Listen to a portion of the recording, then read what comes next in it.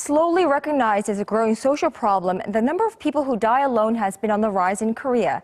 How do you cope with it? Our news feature tonight with Lee Unshin.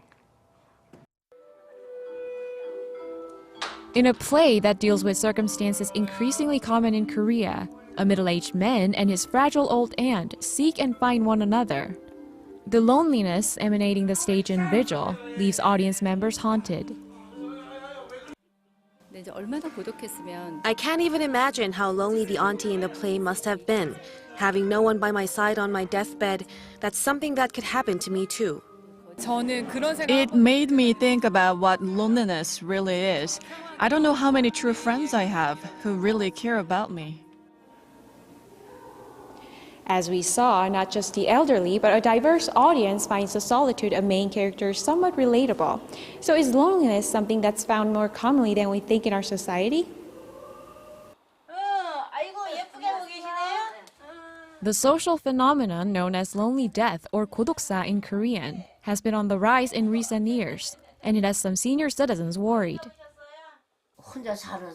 I'm scared. I suppose everyone who lives alone feels this way from time to time. I often think about when I die, about how my body will just rot in the corner of this room. Kim's concerns are reflected in recent data.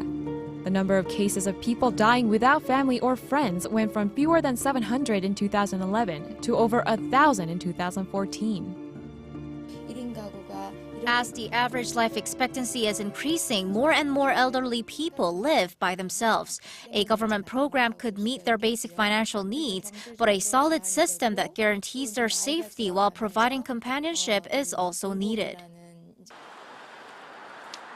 Communities across the country are trying to do just that. For instance, Seoul District Office in Seoul offers a program where volunteers make regular visits to senior citizens who live by themselves. Next year, the program will add an important new feature. With the person's consent, a phone company will monitor their cell phone, and if there's no activity for 3 consecutive days, the company will let us know and we will look in on the person to make sure they're all right. But it's not just the oldest people who are dying alone. Of the 1,200 cases of lonely death last year, half are people younger than 60. Some groups are seeking ways to address the problem through communal living, though not necessarily with a roommate. Instead, this building in Seoul encourages person-to-person exchanges between neighbors. This is a common living space. We welcome people who want to become like a family with their neighbors. The residents here trade experiences with their neighbors through regular dinner gatherings or by taking turns cleaning the building. The residents say they feel like they belong to a community. As this suggests, there are ways to provide companionship without taking away a person's independence. Things as simple as paying more attention to the people who live next door could save lives in this day and age. However, it may also be that people need to remember the golden rule, or as the actor in Vigil puts it,